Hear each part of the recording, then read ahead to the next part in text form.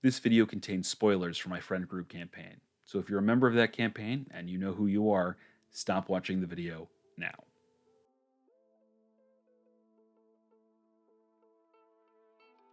Every story is fundamentally a story about people. Character decisions transform a series of events into a compelling narrative that transports us to a different place. They are what gives story its magic. In TTRPGs, we tend to think that those character decisions are limited to the PCs because the story is about them after all. But the actions of NPCs are just as important in conjuring the magic of great storytelling, the kind of magic that brings your players back to the table again and again. So it's worthwhile spending some time to develop at least a few fully rendered NPCs within any campaign setting. I'm RJ Kerr, and today I'm going to share with you my process for doing exactly that. I'll be approaching it from the context of preparing my ongoing campaign to shift to an open table format, but the techniques I'll show you here are applicable to any style campaign. Moreover, I'll touch on three key points. First, which NPCs are worth fleshing out? Second, how do you create fully rendered NPCs that are still easy to play? And third, how do you keep your NPCs organized so that you don't lose track of them during the campaign? That's a lot to cover, so let's get started. The kind of detail that we're about to dive into is not for every NPC. While it doesn't require all that much time and effort, multiplied by the hundreds or even thousands of NPCs that will exist in your campaign, it would become a Herculean task to do all of this for every NPC. Worse, it would be a colossal waste of time. That begs the question, which NPCs merit this kind of attention? The answer is very few. The vast majority of NPCs only require the kind of minimal effort we used in the factions video I posted last week, where we gave each a 2-sentence description and called it a day. That kind of minimalist design is perfect for most NPCs because the odds of the party having more than a moment or two of interaction with them are exceedingly low. However, there are NPCs in every campaign that become spotlight characters themselves. NPCs with whom the player characters build relationships, like villains, patrons, and sidekicks. These are the NPCs who are worthy of the kind of detail I'll be talking about here. Simple enough, right? Except, how do you know which NPCs the player characters will build relationships with? That gets trickier. Sometimes you know who a few of these characters are in advance. For example, you probably know who the likely big bad of your campaign is and whether or not the party has a patron. But a lot of the time, players will surprise you with which NPC they latch onto. Luckily, the solution is simple. You just wait and see. Write your 2-sentence description for every potentially important NPC and start playing the game. When the characters single out an NPC as a person of interest, flesh that NPC out between sessions using this technique. That way, you aren't wasting any effort, but you're still providing your players with a world full of NPCs who are more than just cheap caricatures. Alright, GMs, show of hands. When was the last time you actually got to be a player? If you want to get out from behind the DM screen and into the game, then join one of my tables at startplaying.games/GM/RJ We can all use a break from the forever DM lifestyle sometimes, and the fastest way to improve as a GM is to spend some time as a player. Thanks for listening. Now back to our video. Okay, now that that's out of the way, let's talk about what I will put into an NPC that I'm fairly confident is going to become a reoccurring character, usually as a result of players having had multiple interactions with them or a desire or have expressed a desire to see them again. What we're going to see here is the basic elements that I will put in, and knowing that this is a template. This is a scaffolding from which to deviate, because the more the characters interact with a character, the more we'll flesh them out, the more we'll discover about them through roleplay and interaction, and the more we'll need to build out. If this is a character that's going to be a constant presence in the campaign, I'll even end up putting as much detail into them as I say would a player character. right? Where we put in conflicting core beliefs, we talk about misbeliefs, that kind of thing. But that's kind of above and beyond the level of preparedness that we want at this level of this open campaign style adventure, where really I'm just showcasing a couple characters that I know are going to come back, multiple times, at least a few more times. So to do that, I'm going to show off two characters because I want to illustrate the differences in how I use this template depending on how important, how present a character is based on the situation. So to get started, let's go ahead and open up this first one here. And what I've done is I have just kind of put on my bare bones template, right? So I have an area for the character's agenda, their goals, if they have any specific goals right away, kind of along the lines of what I do for a faction.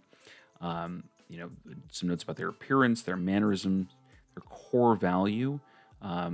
Many characters I'll give one core value to, but as they get more complicated, we'll do multiple. Their general attitude. This is just kind of their overall demeanor in terms of sort of first impressions and how they typically approach conversations and situations. We'll talk about that a little bit more when we start filling in these examples. Background is just relevant background, things that are important to the story, not their whole life narrative. You don't need to write out, full memoirs for these characters. You can have as much or as little information as you need, but you really want to keep it as tight as possible because you just want the key points, you want the pertinent data. We'll talk about how I will make it easy for myself to find key elements, even when backstory starts building up, especially for a character that stays with the campaign for a while.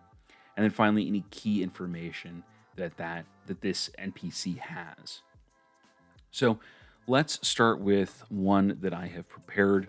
So we're going to be building out a character called Freak. So Freak is the group's sidekick. And he started life as, I don't know if any of you, I'm sure some of you have played Curse of Strahd, but if you go to the old Bone Grinder, spoilers, if you haven't played it, you want to hear this, give it about 15, 30 seconds.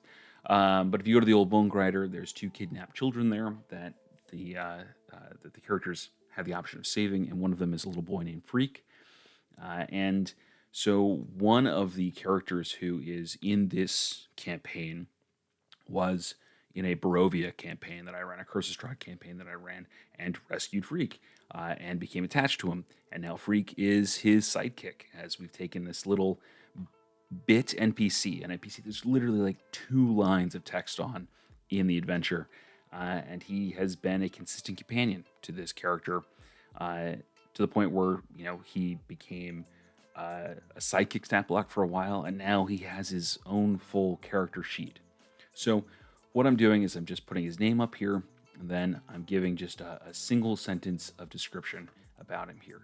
This is not where I want detail. This is the high level view but I will include in here a stat block and just a little bit of, definitional information. So Freak, see character sheet, is a youth who escaped Barovia after helping to defeat Strahd. That's all I need in that one line. Next, I'm going to focus on Freak's agenda. If you take nothing else from this video, if you throw away everything else we talk about with NPCs, which is totally fine, there's no one right way of doing this. But if you take nothing else away, take away the fact that everybody in your story needs an agenda. I know you're going to say that, there's random encounters and sometimes people just show up and the characters seek people out. That's fine. Every one of those characters still wants something from that interaction. They still want something from life and the world and that moment. As Kurt Vonnegut put it at one point, every character wants something, even if it's just a glass of water, right? So give them something that they want. Because when you give them something that they want, now you have something to role play with, something that they are trying to attain, something that the characters can leverage or push against or work with to create a more interesting scene, perhaps a little bit of conflict. So in this case, we're keeping this simple. The agenda, as I like to call it here, is the really high order, big, hairy, audacious goal that a character wants. Now, in the case of Freak, because he is a kind of sidekick character, this is more his motivation than something that he'll ever be able to actually achieve. So his want doesn't have to be, an NPC's want doesn't have to be something that they can physically attain.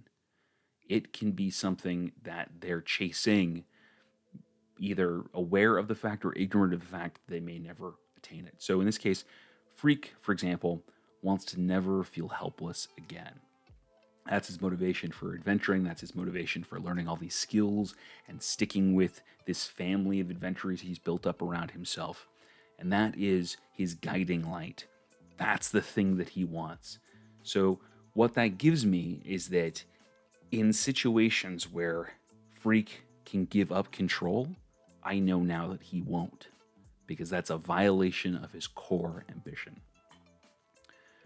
Now, since Freak is a reoccurring character traveling with the party, he spends a lot of time on screen, as I'll call it.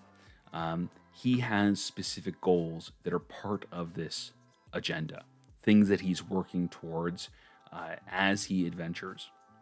Now, those goals don't need to conflict with the party's goals, but sometimes they might.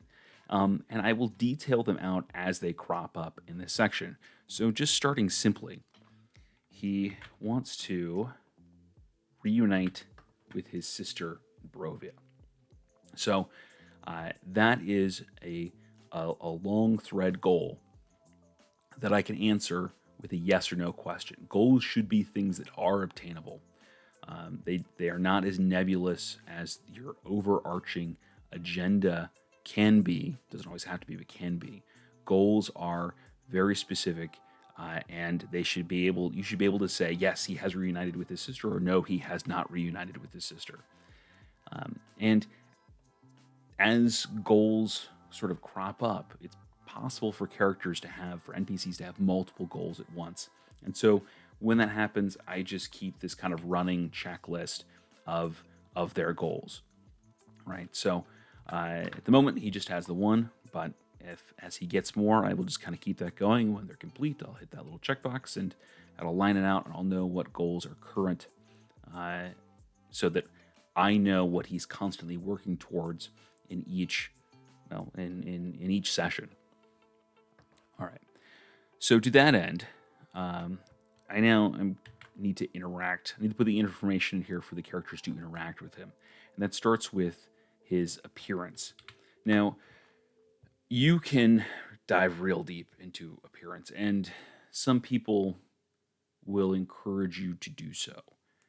And there's not necessarily anything wrong with that. You can write out, what their eye color, their hair color, their build, what their typical outfit is.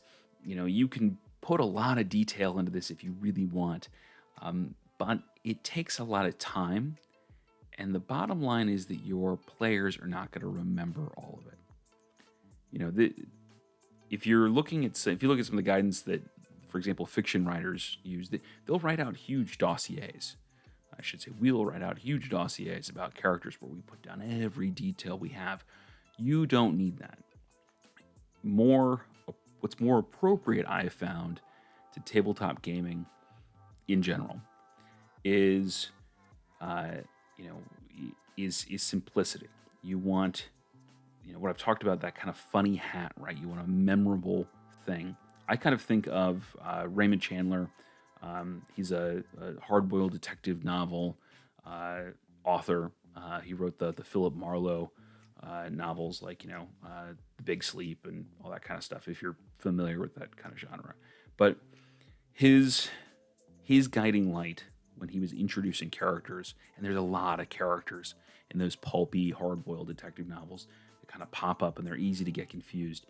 But his his guiding light was he would describe the first impression that they made. And that's what I would encourage you to do here with appearance is you can put the details down as they're important, but you know, spending some time just really kind of noting the the the the high level things that a character would notice that made an impression at that first glance. And then as the character occurs more often, you can deepen that and give more detail. As they spend more time with the character, then you can get into things like their outfit and you know, bone structure and you know how many fingers and toes they have, that kind of deal. So in this case, you know, Freak is a pale, gaunt 10-year-old boy with deep set, haunted eyes and an unkept bowl cut of hair.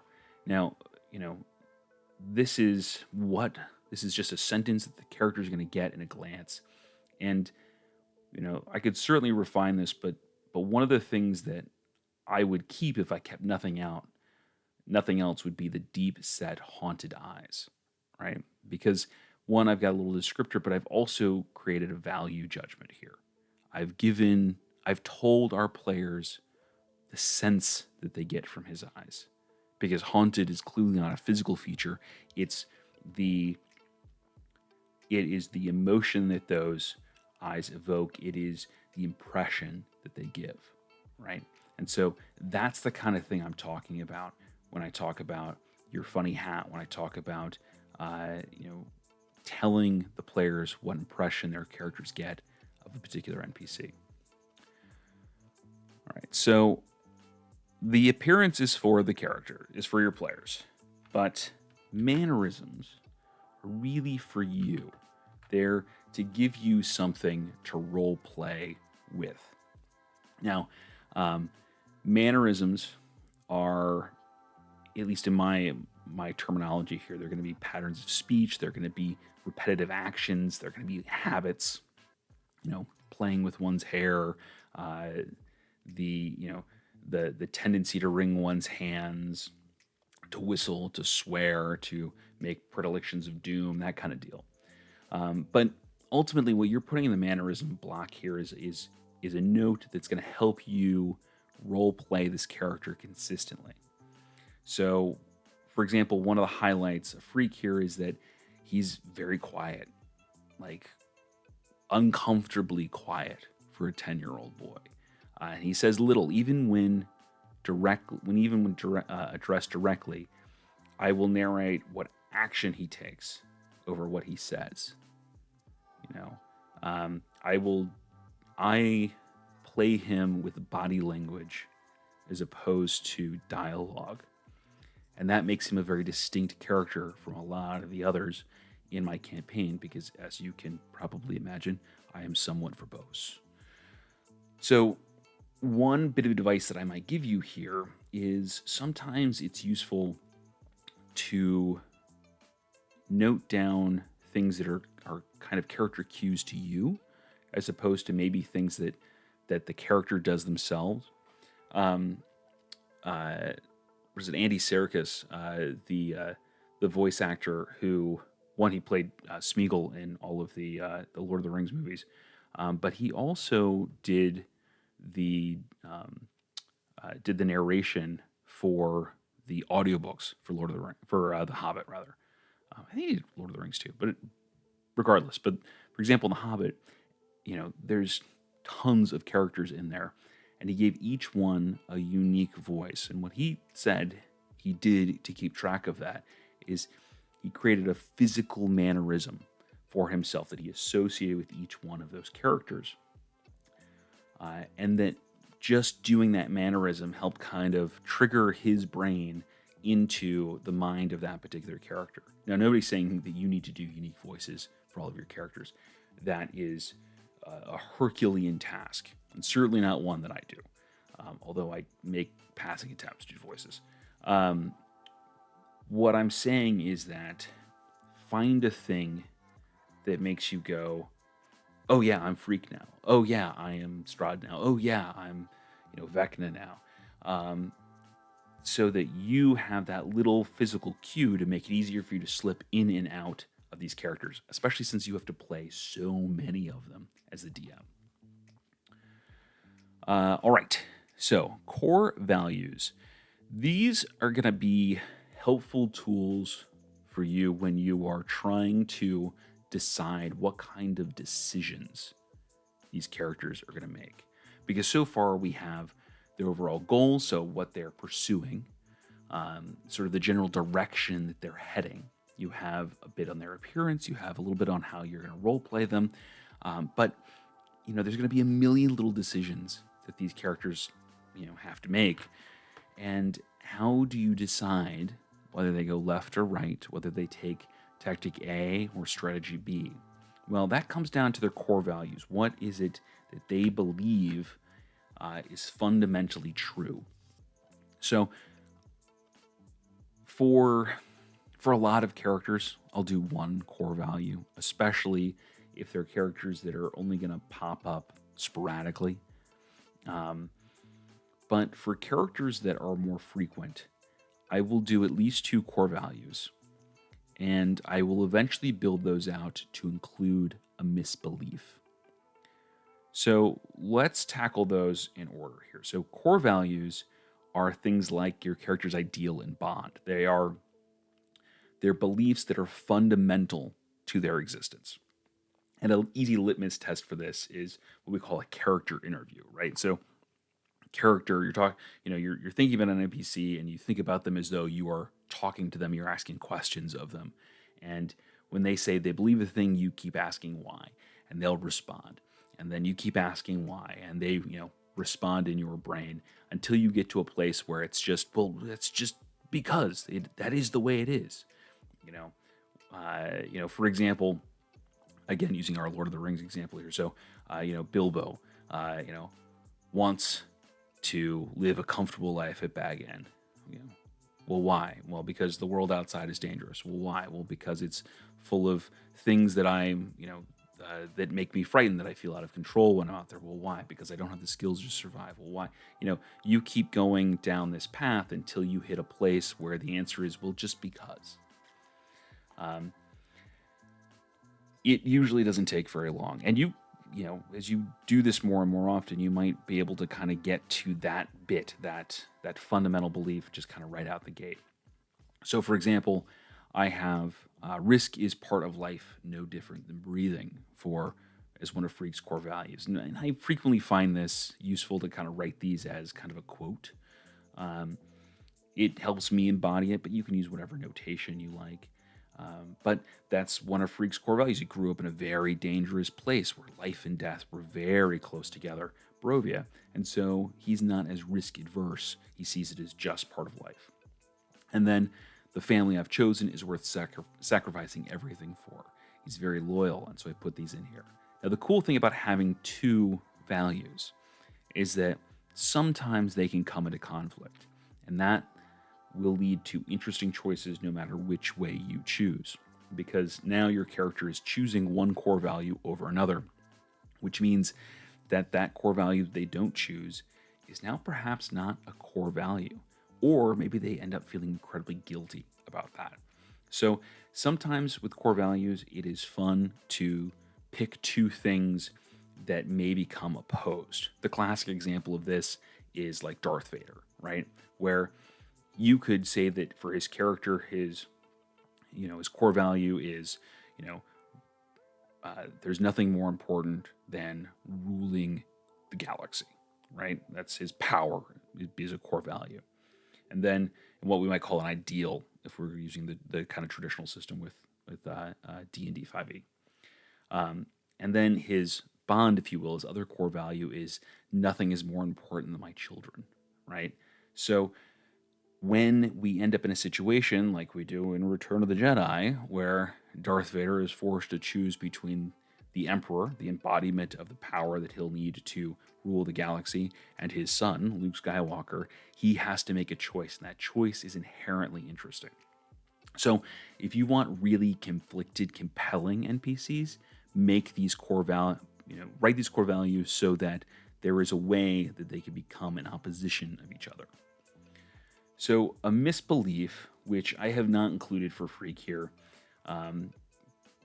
because, well, to be honest, I haven't picked one for him yet. I'm still working on that. But a misbelief is something that the character holds to be fundamentally true about life, not necessarily about themselves, or although it could be, but not necessarily a core value, but something they just think is just kind of a general fact of existence that is objectively false, right? So, actually, now that I'm kind of thinking about it, we could say that for Freak, growing up in Barovia, we could say um, his misbelief is never trust a noble or a government. They're all corrupt and dangerous. So it's a generalization. I mean, obviously, not every single noble, not every single government official is evil, right? But his life experience has led him to believe that that might be the case growing up in Barovia. So, again, this is something that I would only really use for NPCs that show up again and again and again and again, because it's a deep role-playing cut. You're giving them something that they believe that is wrong, that they ideally will eventually discover is wrong over the course of the adventure, and therefore grow. So I'd say 99% of NPCs don't need this, but the ones you really want to do deep role playing on, a misbelief is invaluable. Moving on, let's talk about the general attitude. So, general attitude is just kind of their baseline mood, their demeanor. Um, Again, this is kind of a caricature element here. This comes back to sort of their basic approach to life. And you can keep this as simple as, they're grumpy, they're bombastic, they're pessimistic, they're optimistic, they're always cheery. You can keep it that simple, and there's absolutely nothing wrong with that. What you're doing is you're setting they're kind of picking their default setting and using that as a baseline from which to deviate. Because, if you have a character who's always cheery, well, then when something bad happens and they get a little bit sad, it's going to feel more profound. When something good happens, they have to get really ecstatic for it to kind of register beyond their baseline cheery. Vice versa. You have a really grumpy character who has something a little good that happens, and they're just a little bit brighter that day than they are any other day. Well, that's going to feel like it's the best day they've ever had in the eyes of your players sort of watching this experience. So this just kind of gives you a baseline to return to and to deviate from. Again, I will sometimes use a quote here, especially on characters, again, that are going to appear more often, like Freak, where I'll say, suffering is the only promise life will ever make you. His attitude is very dour. His attitude expects life to suck and expects things to go poorly. And so when they don't, he is a lot happier than one might expect. He really appreciates those little small blessings that other characters might just kind of take for granted or walk past. So one of the reasons that I wanted to highlight Freak here in particular is because he has a lot of background with these characters in this campaign. So I have a lot of relevant background for him. Like, this is a ton. This is so much more than I would use for 99.9% of NPCs. But it's all relevant because Freak spends so much time with the party. So what I've done is I've made kind of this ongoing, history of who he is and where he's been and what he's done, just in really high level terms. And you might choose to make this kind of a bullet point list if you like. I kind of tend to write it out narratively, like this. But as you can imagine, looking at this block of text, it's really hard just at a glance to find specific important bits of information that might become relevant, well, I should say that are relevant, that I maybe have forgotten as time passes and it's been a while since I've played this NPC or what have you. So what I will frequently do is whenever I add to this, I will go through and I will bold text just little bits that are important, important, key moments in his backstory, pivotal things, you know, a band of adventurers rescuing him and his sister. It's that's a life altering moment. You know, Freak's choice to follow Snips, which is the barbarian character that he joined up with. So I'll bold this. One of the nice things that you can do if you're doing this in Notion is you can instead choose to highlight it, which sometimes makes it stand out a little bit better. But that's just a personal preference and entirely up to you. But when you get a wall of text like this, take some time and either bullet point it out, keeping a list of maybe bullet points at the bottom, or go through bold and highlight so that when you're playing the game and you need to remember something important to that character, you can glance back and find it relatively easily. So the last thing that I will do in this basic template is I will add any information that is particularly important to the characters that this NPC might have. Now, key information is a living list, right? It is a place where anytime this character ends up with information that the party doesn't already have, but might be interesting or useful to them, I will add it here. As things become, as the party learns things, I will go through and I will cross it out, but I won't get rid of it because I want to know where that information came from. I crossing it out becomes kind of the reference point for me to know that Freak has delivered this information to the party.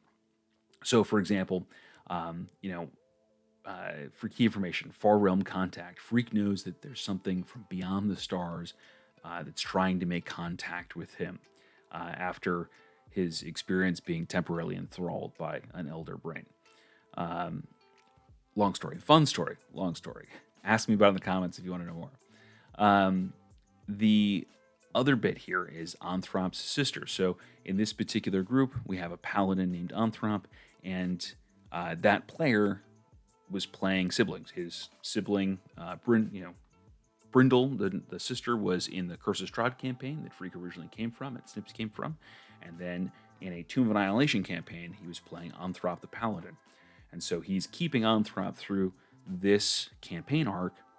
And now Freak has joined up with this group in this particular campaign arc as part of his association with Snips. And now he's met Anthrop, and he has this connection between the two siblings. So this is something that the characters didn't know right away, that Freak knows Anthrop's sister and knows that she's still in Barovia, and that his own sister is with her. But the characters, the players, have found this out now, right? So I'll go ahead and I'll cross that out, and that'll let me know that that information has been delivered. The characters have learned that, but they haven't learned about this Far Realm Contact yet. So that's the basics of what I will put into this NPC template.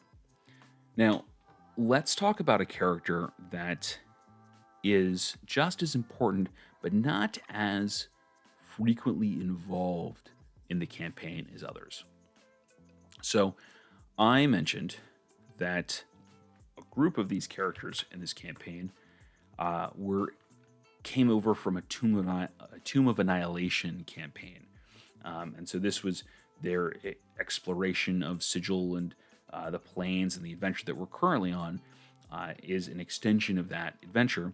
And so they brought over with them one of their favorite NPCs, their patron, Sindra Sylvain, which those of you who have played the Tomb of Annihilation will recall that she's the patron of that adventure. And she's become the patron of of their follow-on adventures as well. So using this same template I used before, but I'm going to approach things just a little bit differently. I'm still going to put this little line, this one-liner of text. In this case, there's a stat block for Sindra Sylvain, not a character sheet because she's an important character, but not as important. She doesn't show up all the time, just enough that she deserves some stats. Next, I'm giving her her agenda.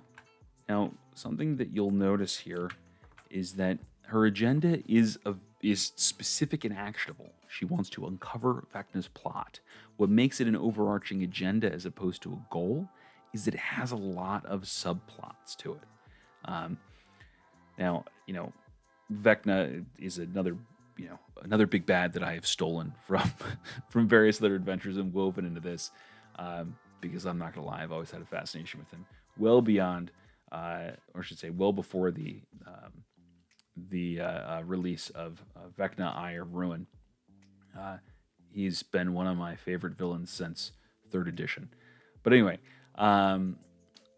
so Syndra's desire to uncover Vecna's plot throughout the multiverse is her agenda. That is her guiding light of what it is that she wants to achieve. But it's a big goal. There's a lot of steps to it. So as she develops what those steps are, she'll build out her various goals. So right now, she is focused on getting the party to destroy the Ring of Winter. So that's the adventure they're on right now. They're in the Feywild trying to get the Ring of Winter destroyed. And so in this case, it's less about what she's afraid of or what she's trying to avoid, but a concrete thing that she's trying to achieve. But the same approach going here with goals where we draw that up into smaller chunks and line that out here. Same deal as before with her appearance in terms of, just giving a little bit of detail about her. I have that she's a tall, imperious elf with long silver hair and lavender eyes. Again, we have that imperious elf thing here, right? That impression. She's just not just tall with long silver hair and lavender eyes. She's imperious. She has a regal bearing about her, a commanding bearing. And again, that's just that little impression element here, telling your players the vibe that she gives off so they can remember her. Mannerisms are just, again, a single line here, just a habit that she has got. She's constantly trying to prove herself the smartest in the room, and in some rooms that's easier than others. But it gives me a thing that she's going to do in conversation. And so that'll be things like, from that I know that she's going to use the most erudite words she possibly can. She's going to speak in riddles and veiled terms, sort of sniggering at the fact that the characters don't always understand what she's getting at. Classic wizardy stuff, right? But that gives me that one sentence gives me a few tactics that I can take to make her appear as a real person with flaws and a level of vanity that doesn't always come through with other NPCs. So again, in her case, I've given her 2 core values, but I'm not going to worry about a misbelief with her yet because I just don't need to do that deep of role playing with her so far. She hasn't accompanied the adventurers on any of their adventures. They really just run into her in between as they report back, they get more information from her, and move on to their next adventure. So I just need to know a little bit about what motivates her. And in this case, I've given her 2 that can be 2 core values that can become conflicting because I might want her to be at odds with the group's greater well-being at some point. I don't know, but I want the option. So her core values are: knowledge is the highest of treasures. Makes sense for an archmage. The greater good is worth sacrificing anything or anyone for, right? So we can see where this come into conflict because she could send the characters out for to acquire certain knowledge to get to feed her first core value. But if it becomes apparent that perhaps that is it's forbidden knowledge, maybe he was locked away or lost for whatever reason, maybe there's just a good reason that shouldn't come to pass. Well, she then has to choose whether she wants to uphold the greater good and perhaps sacrifice that knowledge, or maybe even the characters themselves, maybe put them in peril, uh, or if she is going to decide that knowledge is more important than perhaps the the good of the multiverse. So it just gives me an interesting place to work from potentially in the future. Um, general attitude. This one, again, because I don't need to do as heavy role play with Syndra. I'm in this case I'm being a little kind of a little less detailed, a little less nuanced about this. She's aloof. Her somewhat frosty demeanor makes her appear uncaring to those who don't know her. So really, I've just made her arrogant. I could have summarized it as simply as that in hindsight, but I'm wordy, as I've said before. But just a caricature kind of swipe of the brush here, a baseline from which to deviate. Now, her background is far more on par with the kind of length that I would normally, the kind of length that I would normally use for NPCs. I seem to have zoomed out a second there. So I just have a basic paragraph here of relevant background, just a little bit about who she was, um, you know, how she got involved with the party, and uh, what kind of the outcome of that has been. And so we've got that she was an adventurer mage before retiring. She was pursuing her own research. The death curse came involved. She had them searching for a cure. Uh, the only group that returned was these adventurers, and they ended the curse. And now she's become their de facto patron. So that's really all the information that I need to play her effectively for the amount of time that she spends on screen. If she ends up becoming another kind of party member for whatever reason, I don't anticipate that, but if she did, I would, I would build this out. I would add to this as relevant information crops up. And then last but not least, I'm again using this sort of key information here. And since she is not a companion of the group, there's more likely to be things that she knows that the players and the characters don't yet. So, for example, she knows that there's a prelude to disaster. She knows that both the Raven Queen and Lady of Pain, both notoriously distant deities, have been far more active in the multiverse of late. She knows that Vecna is on the prowl. She knows that the Book of Vile Darkness was recently stolen from Candlekeep. So she has all of these little bits of information that she's been accumulating, and she may or may not share all of them with the characters as the story unfolds. Things that are relevant to her wants, her agenda, yeah, she'll probably share with them so long as they continue to be her tools in pursuing that. Things that aren't relevant to that, she may decide to keep to herself, sort of feeding that sense of being the constantly the smartest person in the room. One way to do that is for her to keep secrets. And so, again, I'm just building out this key information as it becomes relevant, as she discovers things.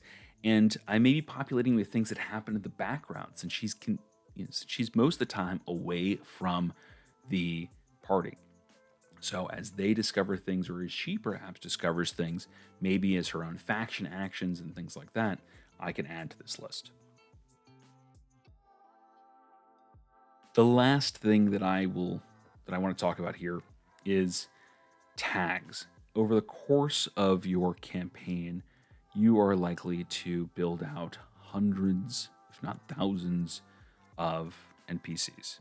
Um, you know, you want to keep a roster of them, but they can become just a super dense list because you're going to be adding to this list anybody who the characters have a significant interaction with, even if all you know is their name and maybe a sentence of description or their funny hat and their baseline attitude. You know, you're putting that in here in case the characters come back and they want to talk to that person again. You don't know how many times I have kind of done a throw out quickie.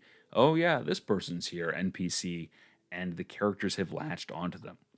I mean, specifically, there was an incident in one of the adventures where the paladin decided that the sole surviving member of a group of cutthroats should get kind of a come to Jesus moment kind of talk, and converted this cutthroat to his religion, and now the paladin seeks him out at every turn, to check in on him, and so taking this what was a nameless NPC that I really thought they were just gonna fight is now this this NPC that exists in the world who is being sought out repeatedly by Paladin in our adventure.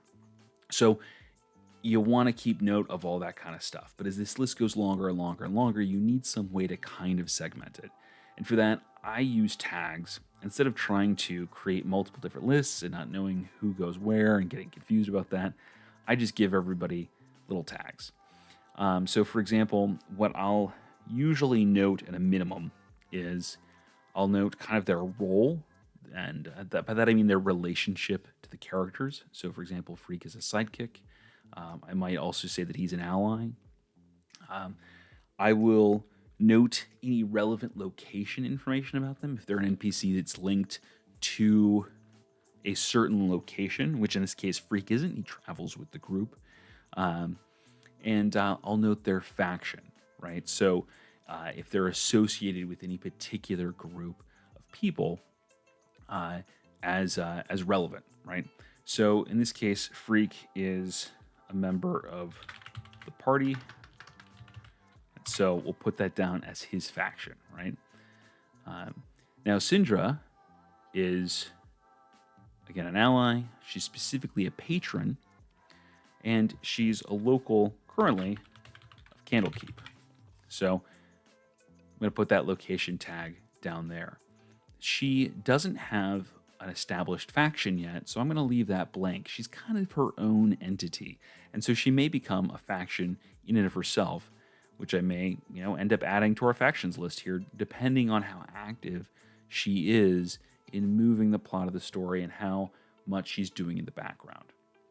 But as this list gets longer and longer and longer, these tags help me sort and figure out who's where and who's doing what, because I can search for them. I can say, who's in Candlekeep, and I can filter by that. If I when I add people who are part of the other factions, like the Resolute or the Lamplighters and the Inkblot Angels or what have you, I can note down their faction here, and then I can filter by that and see who's relevant to those particular groups.